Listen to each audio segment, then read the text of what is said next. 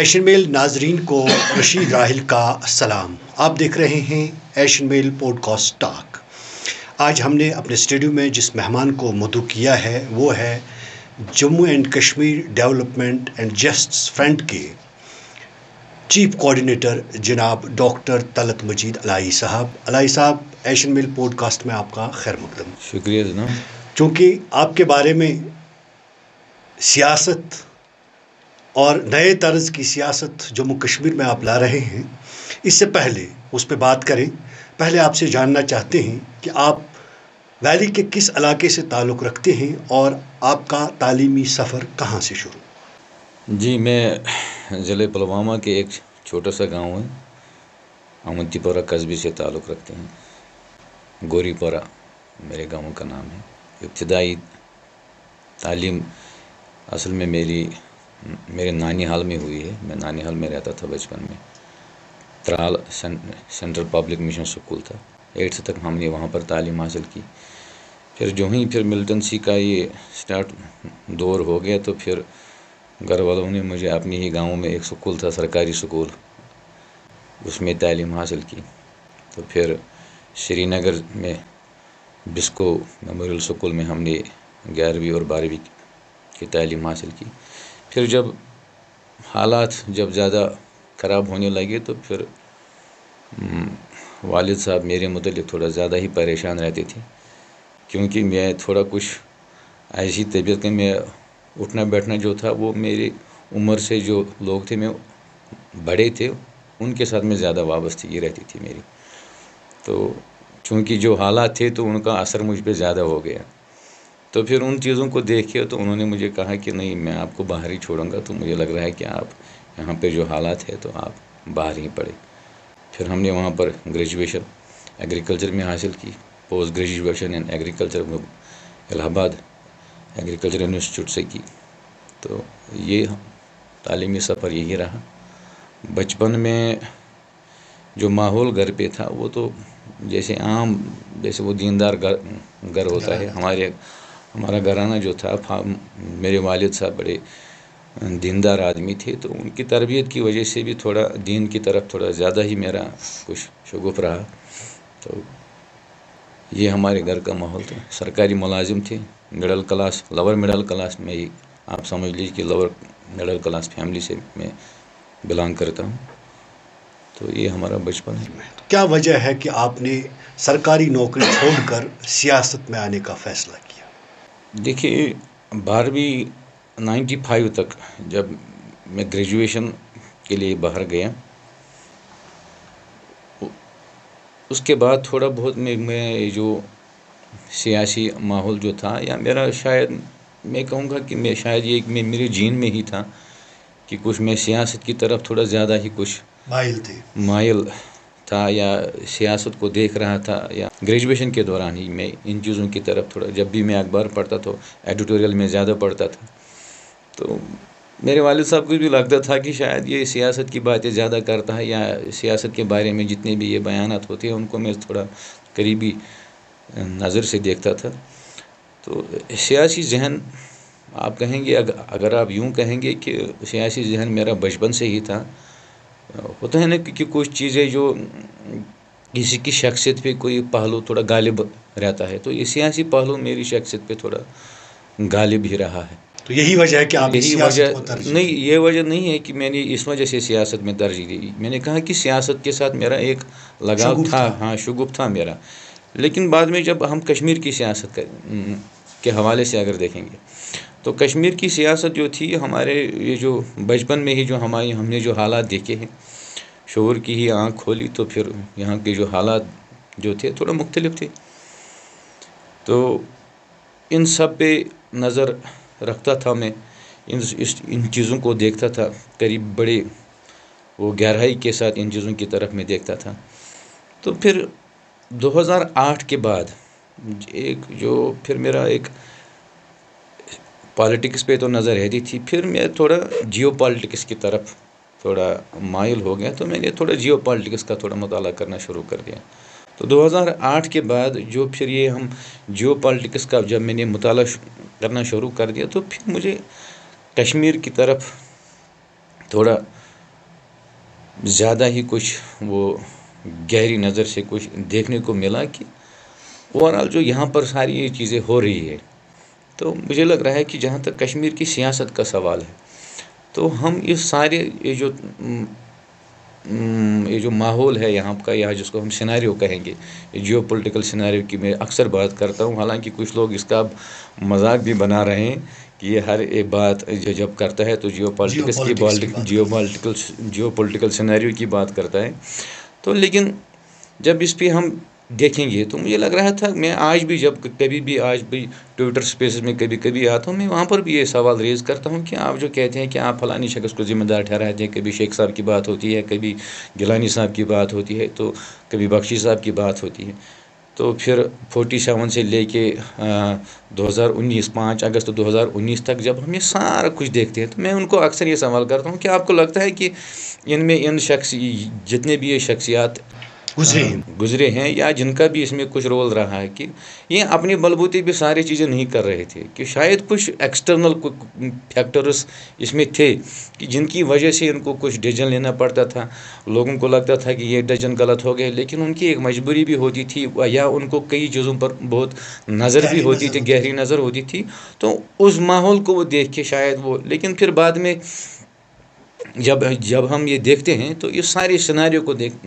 کہ عام کشمیری کا اس میں پھر کوئی رول کہیں نظر ہی نہیں آ رہا ہے، نہ کہیں رول بنتا ہے کہیں پہ، تو میں نے پھر یہ سوچا کہ سب لوگ کشمیر کی سیاست پہ بات کرتے ہیں، کبھی سینٹیمنٹ کی بات کرتے ہیں، کبھی گورننس کی بات ہوتی ہے، لیکن اکثر جہاں پر دیکھتا ہوں میں، یہ جو غالب پہلو اس ہماری سیاست پہ ہے، یہ سینٹیمنٹس کا ہے، یہ جذبات کا ہے، تو میں نے سوچا کہ کیوں نہ ہم ایسا کریں کہ ہم اس جذباتیت کی سیاست سے کیوں نہ ہم باہر ہی آتے ہیں، تو میں کوشش کروں گا، تو اس حوالے سے میرا یہ زیادہ رجحان بڑھ گیا، میں اپنے دوستوں سے ملتا ہوں، میں نے کہا نا کہ میرے جتنے بھی دوست ہیں میری عمر سے سارے بڑے ہیں، تو ان کے ساتھ میں جب اٹھتا بیٹھتا تو میں ان کے ساتھ بھی یہ بات کرتا تھا کہ ہم اس جذباتی سیاست سے کب باہر آئیں گے، سب لوگ بند کمروں میں یہی باتیں کرتے تھے کہ ہمیں اس جذباتیت کی سیاست سے باہر آنا چاہیے، یا اب ہمارا جو مقدر ہے کیا لگ رہا ہے اس ماحول کو دیکھ کے، جو ہمارے ارد گرد جو جغرافیائی سیاست صورتحال جو ہے، تو ہمیں کس طرح سے ہم باہر آئیں گے، تو پھر سب لوگ کہتے تھے کہ ہو ول بیل دا کیٹ، تو میں نے بھی ایک بار اسی لیے آپ جماعت اسلامی سے آپ مین سٹریم پولیٹکس میں آ گئے، اور آپ نے اپنی پارٹی میں شمولیت کی وجہ کیا ہے؟ دیکھیے 2019 کے بعد جو حالات یہاں پر رونما ہوئے، یا جو زمینی حقائق جو ہمارے سامنے کھل گئے، تو پھر جب جماعت اسلامی کی پابندی، بہت سی تنظیموں کی پابندی، یہ سارا کچھ دیکھ کے، حالانکہ میں آپ کو یہ کہوں کہ 2014 سے ہی ان چیزوں کا قائل تھا کہ ہمیں اب سیاسی طور پر کچھ ہمیں دیکھنا چاہیے، اس جیو پولیٹیکل سیناریو کو مد نظر رکھتے ہوئے اب کشمیری کو چاہیے کہ وہ خود کو یہ فیصلہ لے، مجھے لگ رہا ہے کہ کہیں پہ ہم ان دو اسٹیٹوں کے درمیان کچھ ایسا پھنس گئے ہیں کہ عام کشمیری اب سوچ نہیں پا رہا ہے، وہ ابھی بھی کنفیوژن میں ہے، ابھی بھی آج کے دور میں بھی ایک عام کشمیری ابھی بھی کنفیوژن میں ہے کہ ہمیں کیا کرنا چاہیے، تو مجھے لگ رہا ہے کہ اس حوالے سے اگر ہم دیکھیں گے، یہ وہ سارے ہمارے سیاسی رہنما ہیں، اگر انہوں نے وہ تمام فیصلے جو لیے ہیں، ان کو پتہ تھا کہ کس کا ہاتھ ہے، یا جتنے بھی ایکسٹرنل جو بیرونی ہاتھ اس میں نظر آ رہے تھے، یا جتنے بھی ایکسٹرنل فیکٹرز اس میں ہم دیکھ رہے تھے کہ یہ جو سارا کچھ ڈیولپ ہو رہا ہے، تو پھر وہ جو فیصلہ لیتے تھے، پھر وہ لوگوں تک وہ بات نہیں پہنچاتے تھے۔ میں اگر شیخ صاحب کی بات کروں، 1975 کا جو ایکارڈ ہوا ہے، وہ بھی اس نے کسی ایک جیو پولیٹیکل سینیریو کو دیکھ کر 71 کے بعد جو ڈیولپمنٹ ہوئی تھی، جو صورتحال پیدا ہوئی تھی ہمارے بر صغیر میں، اس کو مد نظر رکھتے ہوئے جو فیصلہ لیا اس نے، لیکن عام کشمیری کو اس نے نہیں سمجھایا، لوگوں کو نہیں کہا کہ میں نے یہی فیصلہ کیوں لے لیا۔ دوسری دفعہ ہم دیکھتے ہیں 2019 کے بعد جب ہمارا سب کچھ چھینا گیا، ہماری ریاست ہم سے چھینی گئی، ہمارا تشخص ہم سے چھینا گیا، 370 ہمارا چھینا گیا، ہر ایک چیز جو ہم جس کے لیے ہم اپنی ڈگنیٹی کے لیے ہم لڑ رہے تھے، وہ سب چیزیں چھینی گئی. تو پھر کوئی اور راستہ نہیں بچا آپ کے لیے. حامد میر کا بھی میں نے وہ ویڈیو دیکھا ہے. حامد میر کا وہ میں نے ویڈیو دیکھا ہے جس میں وہ کہہ رہا تھا کہ پھر گیلانی صاحب نے مجھے فون کیا کہ پاکستان نے ہمیں دھوکہ دے دیا. تو یہ ہے نا کہ جب شیخ صاحب نے بھی ایک فیصلہ لیا، اب جب سب کو پتہ چلا کہ ہمارے ساتھ کیا ہوا ہے، لیکن پھر لوگوں کو کوئی نہیں بتاتا تھا کہ ہمارے ساتھ کیا ہوا ہے. اس لیے آپ نے اپنی پارٹی میں شمولیت اختیار. اپنی پارٹی کا اس وقت یہ تھا کہ جب جماعت بین ہو گئی تو الطاف صاحب بھی اس وقت، مجھے لگ رہا ہے کہ الطاف صاحب نے جو اس وقت پلیٹ فارم مہیا کیا کہ جماعت کے حوالے سے وہ تھوڑا بہت سافٹ کارنر رکھتے تھے. سافٹ کارنر کے رکھتے تھے. مجھے لگ رہا ہے کہ ہمدردی ہی تھی ان کو، ان کی وہ ہمدردی دیکھ کر اس نے ایک طرح سے اگر ہم کہیں گے کہ اس نے ایز اے مڈل مین بھی اس وقت کچھ جماعت کے لیے اس نے بہت سی کوشش کی کہ اگر بین اٹھتا ہے یا جماعت مین اسٹریم ہو جاتی ہے تو اس میں اس نے ایک بہت اہم رول ادا کرنے کی کوشش کی تھی اس نے. تو اس وقت جو اس نے پلیٹ فارم میں جماعت کے حوالے سے ہی گئے، حالانکہ میں نے اپنی پارٹی اس وقت جوائن کی، لیکن بات میں نے جماعت کی وہاں پہ کی. تو الطاف صاحب کا وہ مجھے لگ رہا ہے بہت مشکور ہوں. میں ان کی بہت عزت کرتا ہوں. ایک بیٹے کی طرح اس نے مجھے اپنی پارٹی میں جگہ دے دی اس وقت، اور پوری آزادی دی کہ آپ اپنی بات رکھ سکتے ہو. تو میں نے بھی اپنی پوری بات رکھی وہاں پہ. جماعت کے حوالے سے جتنا بھی میں نے اس وقت وہاں پر کہا وہ الطاف صاحب کی. وہ پھر چھوڑنے کی وجہ جب جماعت کا یہ فیصلہ ہوا، جماعت کی شورا جن جب فیصلہ لیا ہے کہ اب ہم انڈیپینڈنٹ کینڈیڈیٹس کو اپنا بیک اپ کریں گے، کیونکہ جماعت اس وقت بین تھی. پینل نے اس وقت جو نظم تھا، اس وقت موجودہ نظم، اس نظم نے فیصلہ کیا کہ اب جماعت اسلامی جو ہے وہ براہ راست نہیں آئیں گے، لیکن آزاد امیدواروں کی حیثیت سے ہم آ سکتے ہیں. تو یہی وجہ تھی کہ ہم پھر اپنے پلیٹ فارم پہ. اس وقت بی جے پی کے جو اسٹیٹ پریزیڈنٹ تھے انہوں نے الزام لگایا تھا کہ یہ سب ہمارے آزاد امیدوار ہمارے کینڈیڈیٹ ہیں. تو کیا کہنا چاہتے ہیں اس بارے میں؟ دیکھیے، جماعت کا اس وقت اپنا موقف تھا کہ ہم الیکشن لڑیں گے. تو جب ہم انتخابی میدان میں آئے، حالانکہ میں نے اپنی پارٹی جوائن کرنے وقت بھی یہ کہا تھا کہ میں سیاست جو 2014 سے ہی میں سیاست کرنا چاہتا تھا، لیکن جماعت کے پلیٹ فارم سے کرنا چاہتا تھا. تو اس وقت جب وہ صورتحال پیدا نہیں ہوئی، تو جب اپنی پارٹی میں پھر جب واپس آئی تو جماعت نے جب یہ ڈیسائیڈ کیا کہ ہم بلا واسطہ جو ہے اب ہم آزاد امیدواروں کی حیثیت سے ہم ان کو بیک کریں گے، تو ان کو ہم میدان میں اتاریں گے. یہ اس وقت فیصلہ ہوا. پھر آپ کا جو سوال ہے جس چیز کی طرف آپ نے اشارہ دیا، وہ ہمارے انتخابی نتائج کے ساتھ تعلق رکھتا ہے. کہ اگر آپ کو لگتا ہے کہ جماعت کا اچھا خاصا ایک ووٹ بینک ہے یا جماعت کا ایک رول ہے، اہم رول ہے الیکٹورل پالیٹکس کے حوالے سے بھی، تو وہ نتائج، شاید آپ کا سوال ایسا ہونا چاہیے تھا کہ وہ نتائج کیوں برآمد نہیں ہوئے. تو اس کے لیے آپ کا سوال میں ہی جواب ہے کہ یہ جو اس وقت جو یہاں کی سیاسی تنظیمیں تھی، جو یہاں پر روایتی تنظیمیں تھی، جیسے نیشنل کانفرنس بھی ہے، پی ڈی پی ہے، بی جے پی بھی ہے.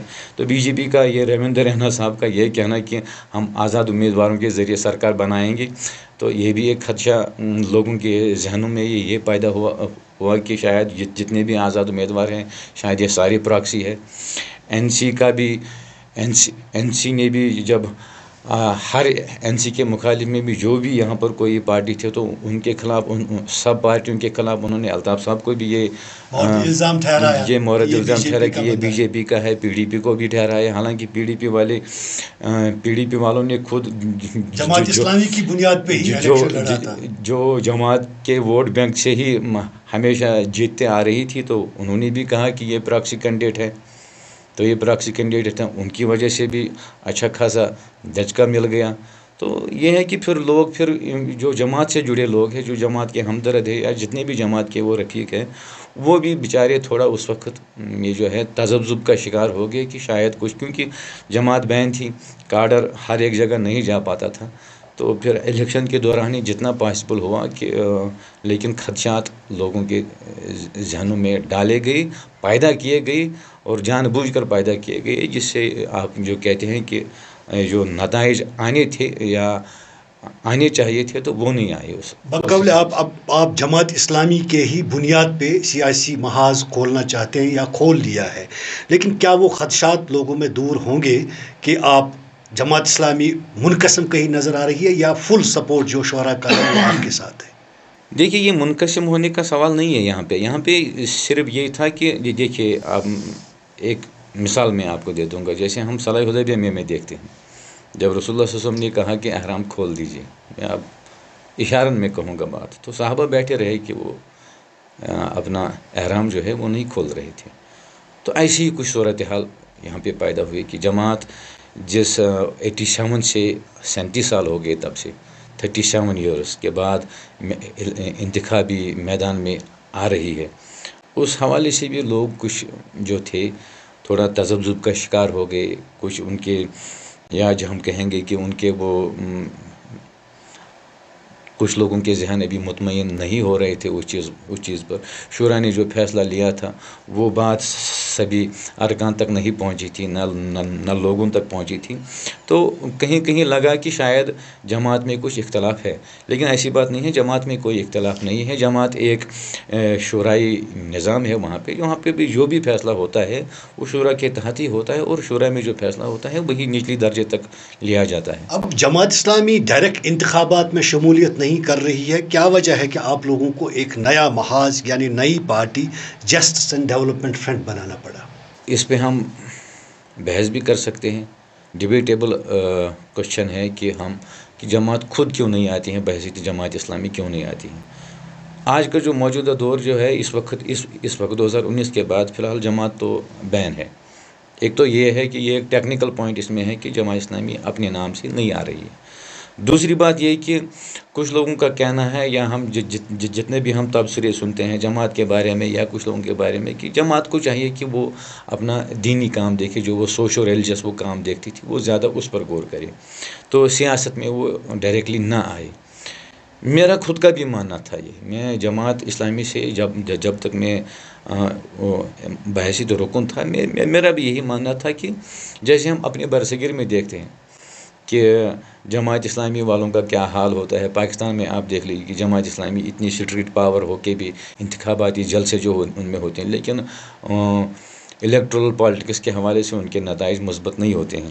تو میرا یہ ماننا ہے کہ جماعت کو چاہیے کہ وہ انتخابی ڈائریکٹ اپنے نام پہ نہ آئے.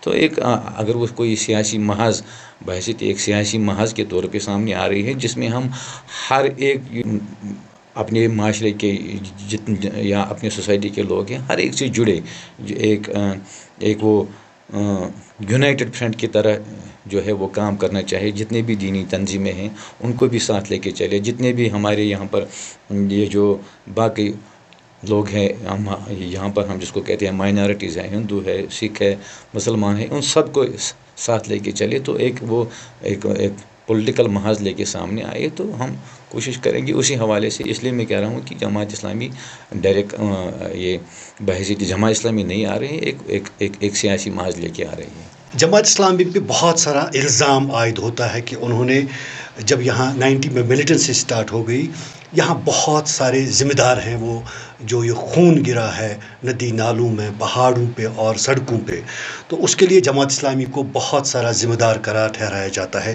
کیا لوگ آپ کو یہ سب کچھ تسلیم کر کے آپ کو ووٹ دیں گے؟ دیکھیے یہ سراسر مجھے لگ رہا ہے کہ یہ سراسر ناانصافی ہوگی کہ اگر ہم سارا کچھ جماعت کو ہی مورد الزام ٹھہرائیں. جب میں نے مین اسٹریم پالیٹکس جوائن کی، جو میری پہلی پریس کانفرنس تھی، اس میں بھی میں نے یہی کہا کہ جماعت کا بندوق لانے میں یہاں کوئی رول نہیں تھا، اور یہ حقیقت ہے. اگر کوئی اس حقیقت سے کوئی منہ موڑ لینا چاہتا ہے تو وہ دوسری بات ہے، لیکن یہ ایک حقیقت ہے کہ جماعت کا بندوق لانے میں یہاں پر کوئی رول نہیں تھا. جماعت کی شورا نے کبھی بھی بندوق اٹھانے میں کبھی بھی کوئی وہ اپنی رضامندی نہیں. لیکن جمعیت المجاہدین اور حزب المجاہدین کو اپنا فوجی بازو تو انہوں نے. میں ہر ایک بات بتاؤں گا. حقیقت جو ہے، دیکھیے آپ حقیقت لوگوں کے سامنے نہیں چھپا سکتے ہیں. حقیقت جو ہے وہ مان لینی چاہیے.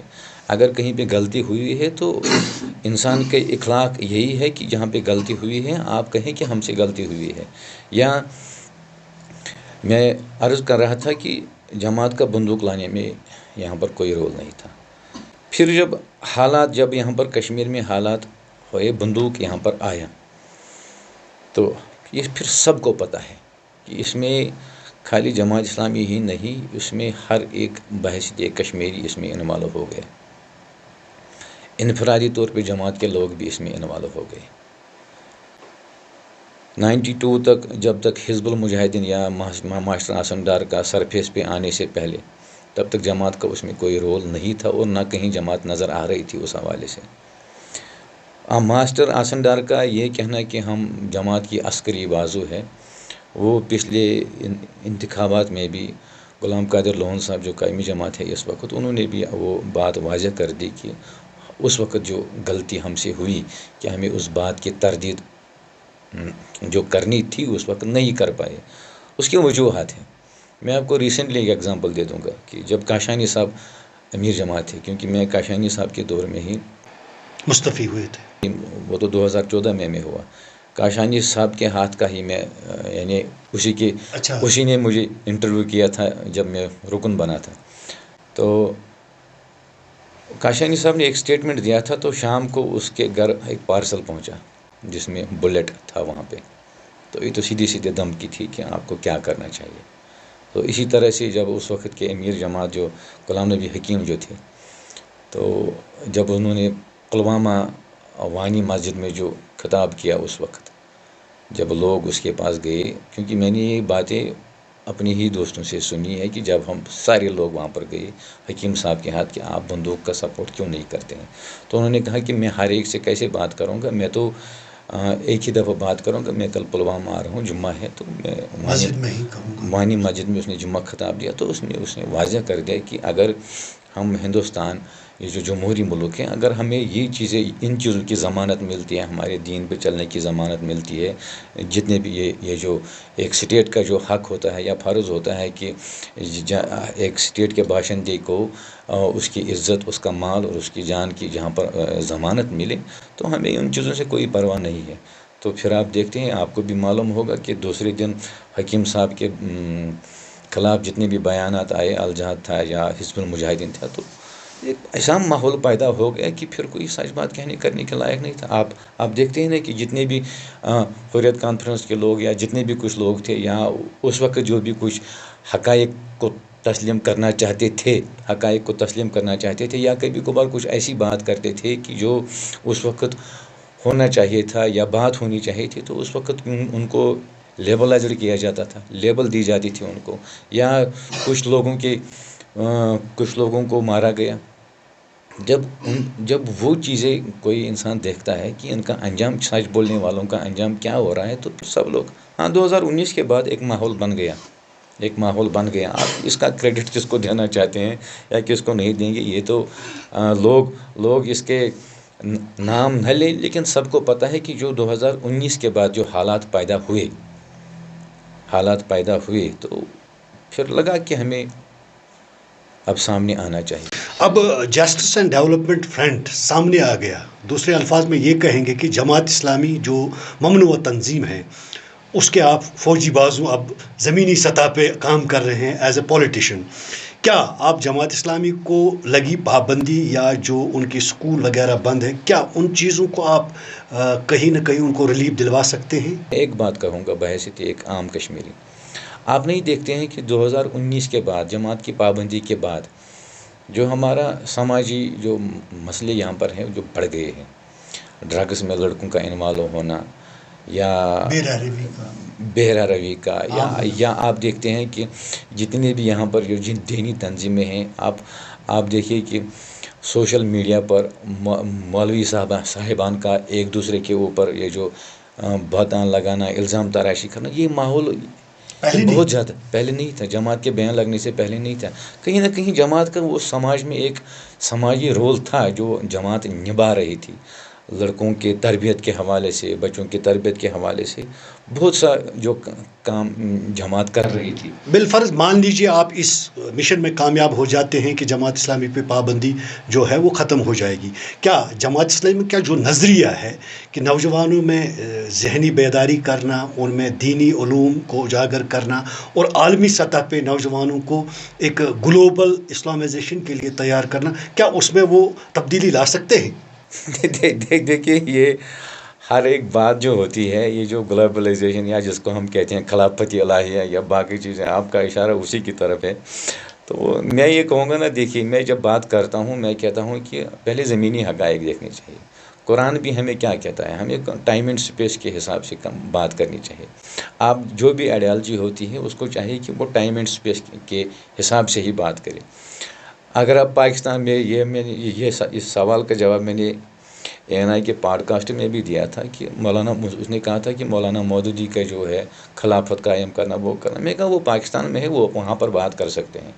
پاکستان کے لوگ ایسی بات کر سکتے ہیں کہ وہ پاکستان میں خلافت کے لیے بات کر سکتے ہیں۔ جہاں تک ہندوستان کا سوال ہے، یہاں کا اپنا ایک ٹائم اینڈ اسپیس ہے، سیکولر ملک ہے، ڈیموکریٹک ملک ہے، سیکولر ملک ہے۔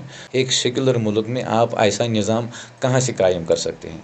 سیدھی سی بات ہے، اس پہ کوئی وہ خوش فہمی میں انسان نہیں رہنا۔ ہاں کوئی خواب دیکھ سکتا ہے تو خواب دیکھنے میں کیا ہے، کیا حرج ہے کہ کوئی اگر خواب دیکھ سکتا ہے۔ ارے آپ کا کہنا ہے کہ جماعت اسلامی تبدیلی لائے گی؟ جماعت اسلامی جو ہے، جماعت اسلامی اپنے ٹائم اینڈ اسپیس میں کام کرے گی، اپنے ٹائم اینڈ اسپیس میں، ٹائم اینڈ اسپیس میں وہ باہر نہیں نکلے گی، اپنے اس دائرے کے تحت جو اب ہمارا ماحول ہے اس حساب سے اب نوجوانوں میں دینی اخلاقی بیداری کرے گی، تعلیمی بیداری لائے گی۔ وہ جوانوں کو ہم اس نہج پہ ڈالیں گے جو میں بار بار کہتا ہوں کہ ہمیں ایجوکیشن اور اکنامی پہ دھیان دینا چاہیے۔ ہمیں دین ہمیں کیا سکھاتا ہے؟ دین ہمیں اخلاقیات سکھاتا ہے۔ تو ان اخلاقیات کو فروغ دینے میں جو جماعت کام کرے گی، یا بحیثیت اگر ہم JDF بھی بات کریں گے تو ہمارے پہلے جو اہداف ہوں گے وہ جوانوں کی تربیت کے حوالے سے ہی ہوں گے۔ سیاست میں آنا اور سیاست میں یہ ڈیولپمنٹ کرنا، باقی چیزیں کرنا، یہ تو صحیح بھی ٹھیک ہے، اس حوالے سے تو کام کرنا ہی کرنا ہے، لیکن کہیں پہ آپ کو یہ بھی دیکھنا ہے نا کہ مجھے کہیں نہ کہیں پہ پھر جب آخرت کہ ہم بات کریں گے بحیثیت مسلمان، جب میں کوئی بھی کام کروں گا تو میں آخرت کو مد نظر رکھتے ہوئے، آخرت کو ذہن میں رکھتے ہوئے وہ ساری چیزیں کروں گا کہ مجھے کل کہیں جانا ہے تو کل میرے پروردگار کے سامنے مجھے کھڑا ہونا ہے اور وہاں پر ان سب چیزوں کا جواب دینا ہے۔ تو بحیثیت ایک مسلمان ہونے کے ناطے، بحیثیت ایک داعی، آپ نے ان چیزوں پر دھیان دیا کہ نہیں دیا؟ جوانوں کے اخلاقیات کو سنبھالنے کے لیے آپ نے دھیان دیا؟ ان کی تعلیم و تربیت کے لیے آپ نے کیا پروگرام رکھا تھا؟ تو اس حوالے سے بھی پوچھا جائے گا تو ہم پہلا ہمارا ہدف جو ہوگا وہ نوجوان ہی ہوگا، اس کو وہ اخلاقیات کو سنوارنے میں، اس کی تعلیم و تربیت سنوارنے میں ہم سب سے پہلے اب JDF جماعت اسلامی کا سیاسی فیس بن رہا ہے۔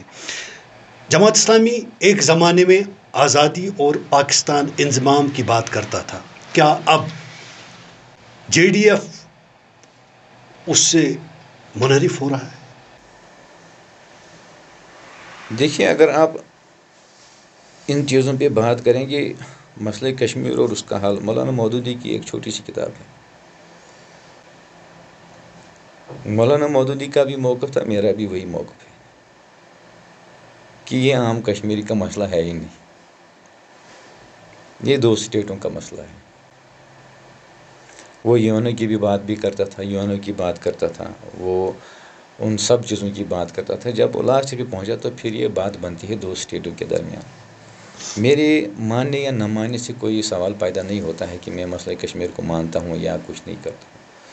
دیکھیے، بھارت کے وزیر داخلہ امت شاہ جی، یا بھارت کے وزیر دفاع جو ابھی ریسنٹلی جموں آئے تھے، راجناتھ سنگھ جی، انہوں نے خود کہا کہ ہم پی او کے جو ہے اس کو ہم واپس لانا چاہتے ہیں۔ جب وہ اس کشمیر والے حصے کی بات کریں گے تو سیدھی سی بات ہے، پھر کہیں نہ کہیں مسئلہ ان 2 ملکوں کے درمیان ہے۔ سیدھی سی بات ہے، ان 2 ملکوں کے درمیان کوئی مسئلہ ہے جس پہ وہ بات کرنا چاہتے ہیں۔ ہمارا رول کیا بنتا ہے؟ بحیثیت ایک عام کشمیری، ہمارا رول اس میں ہے ہی نہیں۔ تو ہم اس حساب سے کریں گے. ہاں 2 ملک ہیں, ان کے بہت سے مسائل ہیں, اگر یہ مسئلہ بھی وہ آپس میں بیٹھ کے حل کرنا چاہتے ہیں یا آپس میں بیٹھ کے یا کیسے بھی کریں, جو بھی ہوگا یہ 2 اسٹیٹوں کے درمیان ہوگا. تو عام کشمیری کا فیصلہ, عام کشمیری کا اس میں کیا ہے. عام کشمیری نے دیکھا 37 سال کے بعد 1.5 لاکھ نوجوان جو ہے قبرستانوں میں پہنچے, کیا حاصل ہوا. یہ بحثیت ایک عام کشمیری میں کہوں گا کہ 1.5 لاکھ نوجوان قبرستانوں میں اس وقت ہے. تو مزید جو ہے کہ ہم چاہتے ہیں کہ اب ہمارا نوجوان جو ہے وہ ان چیزوں میں اب ہم اس کو کنزیوم نہیں ہونے دیں گے, اس کو ہم کنزیوم نہیں ہونے دیں گے. 2 اسٹیٹوں کی لڑائی ہے, تو اس میں وہ 2 اسٹیٹ آپس میں بیٹھیں, آپس میں بات کرے کہ کیا مسئلہ ہے ان کو, لیکن not at the cost of the Kashmiri. ایک کشمیری کی قیمت پر یا ایک کشمیری نوجوان کی قیمت پر یہ سب چیزیں آپ مت کرو. یعنی آپ بھی یہاں پہ پہنچ رہی ہے ایز JDF چیف کوآرڈینیٹر کہ یہ جو 3 دہائیوں کی جنگ و جدل تھی یہ ایک آوارہ گردی تھی.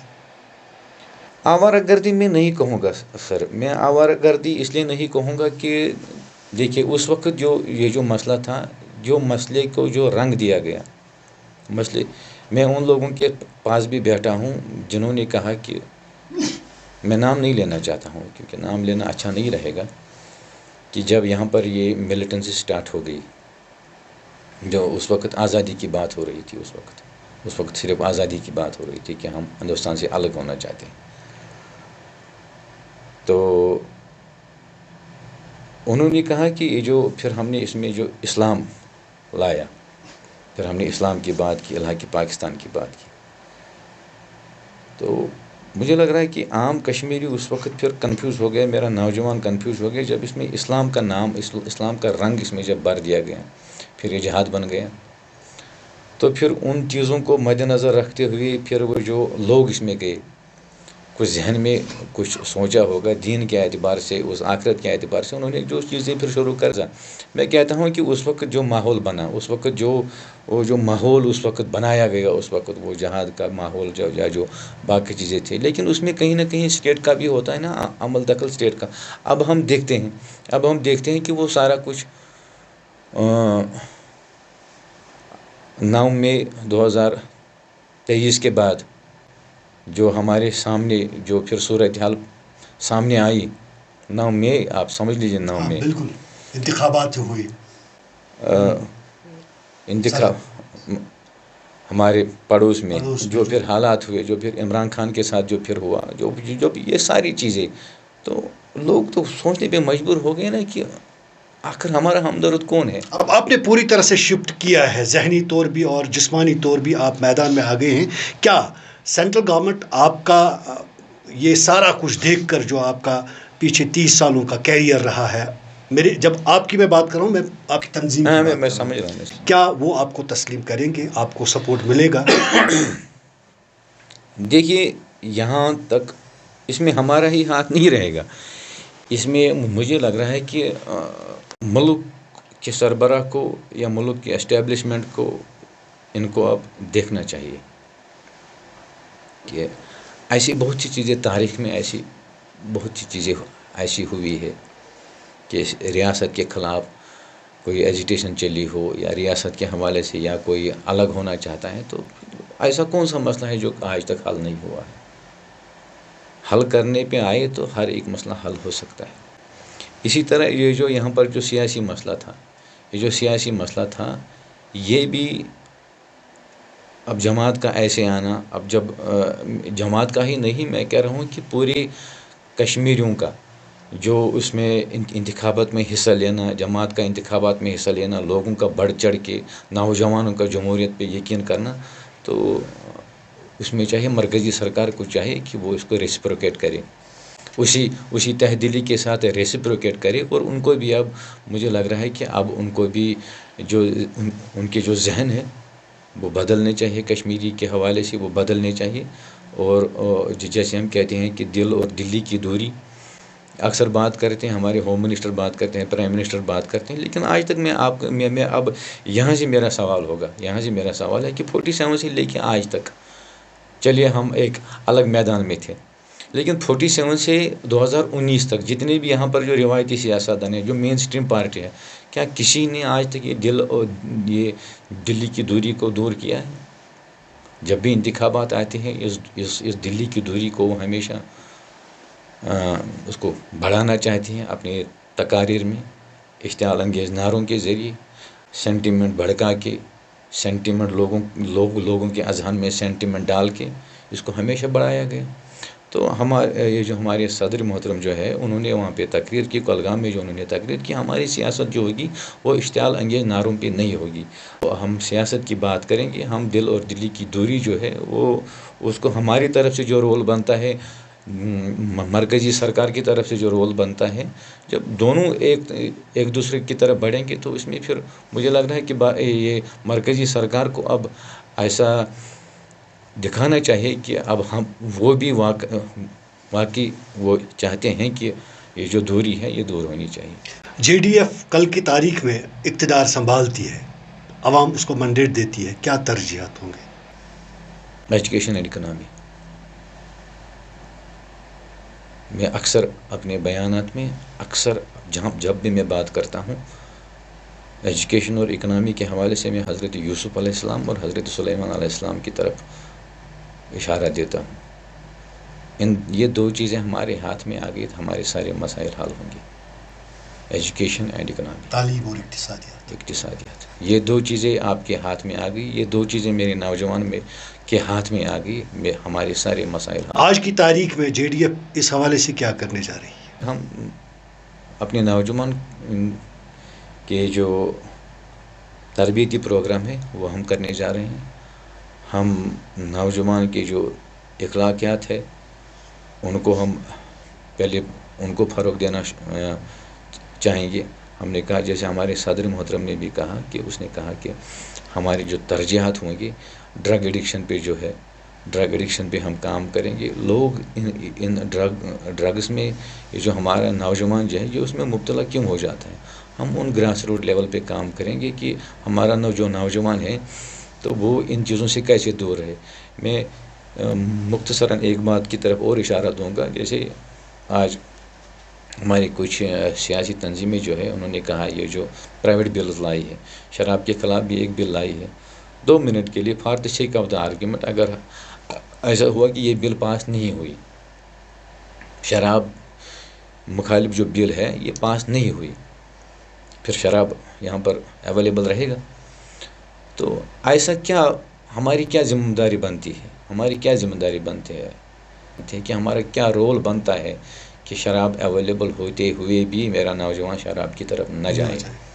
ہماری تو دوگنا ذمہ داری بڑھتی ہے اس وقت، ہم اس پہ کام کریں گے۔ دیکھیے یہاں پر شراب کہاں نہیں بکتا ہے، پاکستان میں مائنارٹی کے نام پہ بکتا ہے، میجارٹی پیتی ہے، تو یہاں پہ ٹورسٹ کے نام پہ شراب آئے گا تو لوگ تو جائیں گے ادھر۔ اب اگر مائنارٹی کے نام پہ ہی یہاں پہ لائے، لیکن لوگ تو جاتے ہیں ادھر، یہاں لوگ ہو سکتے ہیں اللہ نہ کرے، اللہ بچائے ہم سب کو۔ تو میرے نوجوان کو میں کیا تربیت کروں، میں ہماری تربیت کیا ہونی، بحیثیت ایک پیرنٹ کے، بحیثیت ایک اپنے معاشرے کے ایک فرد کی حیثیت سے ہمارا کیا رول بنتا ہے کہ ہم وہ تربیتی پروگرام دیں، وہ تربیتی پروگرام اپنے نوجوان کی ایسی تربیت کریں کہ وہ شراب اویلیبل ہو کے بھی نہ اس کی طرف نہ جائیں۔ ڈاکٹر طلعت صاحب کو سیاست کے علاوہ کن چیزوں کا شوق ہے؟ میں زیادہ تر میں اسی میں زیادہ رہتا ہوں، بزی رہتا ہوں، لیکن اس کے علاوہ بھی میں گھر پہ جو ہے میں گارڈننگ کرتا ہوں، زمینداری میں خود کرتا ہوں، میں زمین پہ جاتا ہوں، ہر ایک کام گھر کا کرتا ہوں، ہر ایک کام جو بھی گھر کا جو کام ہے وہ اسی میں تھوڑا پھر بزی رہتا ہوں۔ سیاست سے فارغ ہوتے ہوئے باقی مصروفیات میں، ان مصروفیات کے باوجود بیوی کا ہاتھ بھی بٹاتا ہوں، کبھی کچن میں جانے کا موقع ملا؟ میں نے وہی کہا کہ بیوی کا ہاتھ بھی بٹاتا ہوں، نہیں میں جھاڑوں بھی دیتا ہوں کبھی کبھی جب وہ بزی ہوتی ہیں زیادہ، میں کپڑوں میں استری بھی کرتا ہوں، بچوں کے کپڑے بھی دھوتا ہوں، اپنے والدین کے کپڑے بھی دھوتا ہوں۔ تو جب میں بیگم کبھی زیادہ مصروف ہوتی ہیں تو یہ کام میں سب اس کو جو بھی وہ کام جو بھی گھر میں کام ہوتا ہے ان ہر ایک کام میں ہاتھ بٹاتا ہوں۔ نظریاتی طور آپ تو مولانا مودودی کے مطلب متاثر ہوں گے ہی، لیکن شاعر کون پسند ہے آپ کو؟ شاعری کی طرف میرا زیادہ رجحان نہیں ہے. ہاں یہ تصوف کے ساتھ میرا ایک لگاؤ ہے.